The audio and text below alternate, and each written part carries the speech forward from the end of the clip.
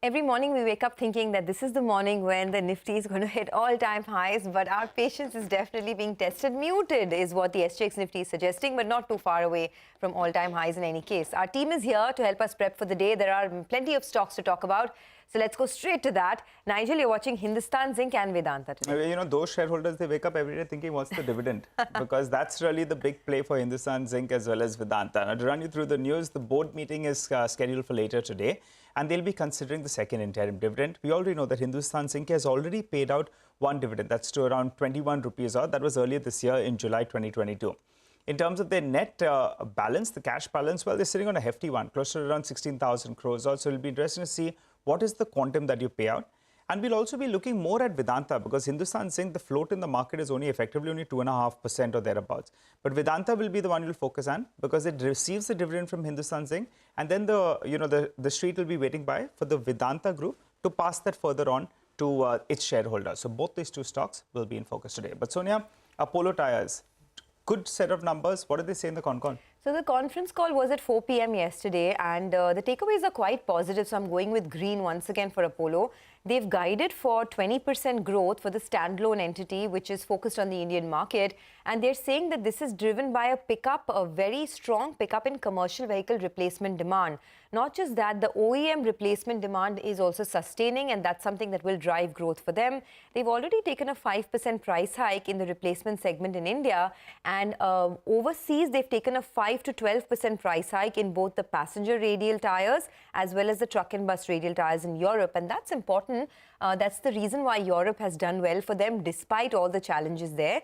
The only issue for Apollo Tyres is the rising debt. So the consolidated net debt, they said in the call, is 5,500 crores, which is a niggling worry. But other than that, 20% growth guidance for the standalone business is something that the street will appreciate. All right, Apollo Tyres stock was in focus yesterday as well. Now, Bharat Electronics, defense name, lots of price action recently. Vahisha is standing by with more on that name. Vahisha, hi, good morning. Hi, Prashant. Good morning. Well, Bharat Electronics has signed an agreement with Yantra India, which is a defense PSU, for cooperation in the areas of ammunition, hardware and military-grade components to jointly address the requirements of the Indian defense and the export markets. They have also signed a deal with the US-based Profense for cooperation in the manufacturing and marketing of light weapons. Also entered into a pact with SVC Technology Ventures for manufacturing and marketing of heavy-duty blast doors. A memorandum of understanding with Hindustan Shipyard to carry out joint development and product upgrades of identified products and systems. All of these are positive news flows, going with a green here. Okay, all right. Thanks for that, Vahista. Well, Mangalam joins us to tell us about Sapphire Foods, where that lock-in expires, and IRCTC con-call takeaways here again. Mangalam. Well, for Sapphire Foods, expect the stock to be in a bit of a red today because of the supply overhang that comes in. The stock ended at the lows of yesterday's trading session itself. Lock-in for pre-IPO investors ended on November 15th, so which says that from today, which is November 16th, these investors can go ahead and sell as well.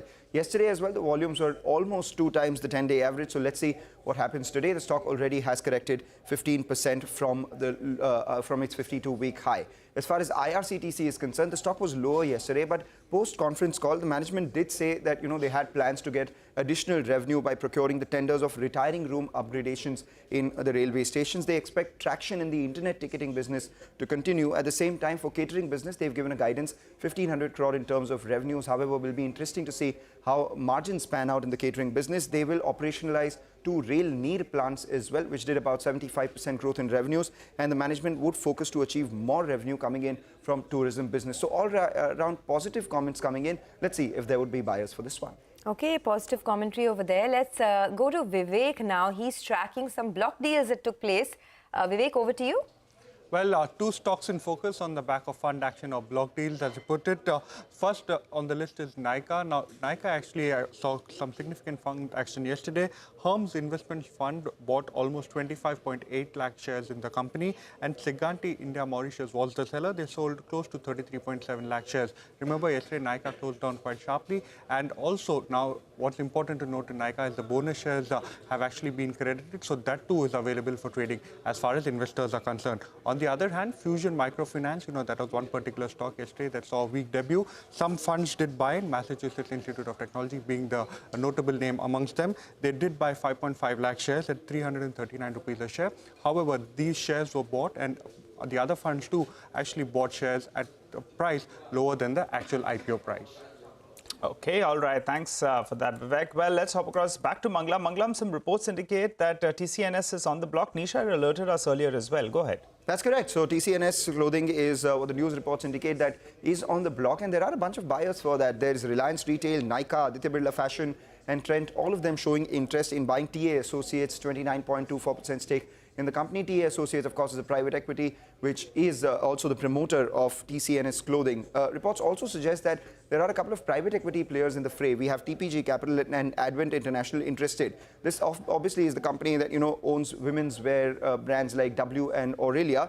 At the same time, CNBC-TV18, like you pointed out, had reported in August itself that the company is on the block. However, on this report itself, we haven't verified it independently, but it is an addition to what we had reported earlier. Got that. Thanks a lot. We're also watching out for escorts. Now, on the 8th of this month, the company announced that they would be hiking prices of their farm equipment business effective today. And we don't know the quantum of the price hike, but this comes as a positive for the company because they have been dealing with a lot of margin pressure in the last many weeks and months. The quantum of the price hike perhaps could be announced today as well. In Q2, if you look, just go back to the numbers, the material costs were up 650 basis points year on year at 72.4% of sales. So they couldn't really pass on the higher material costs to consumers, and they will be doing that starting today.